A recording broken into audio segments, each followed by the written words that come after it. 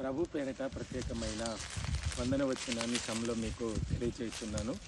బాగున్నారా? దేవుని వాక్యం మనతో ఏమని మాట్లాడుతుందంటే, ఎక్కడైతే ఇద్దరు ముగ్గురు కూడి నా నామను ప్రార్థిస్తారో వారి మధ్య నేను ఉంటానని చెప్పినటువంటి ఆ మహా గొప్ప దేవుని బట్టి దేవునికి లెక్కలేనని కృతజ్ఞతాస్తుతి స్తోత్రాలు తెలియజేస్తున్నాను.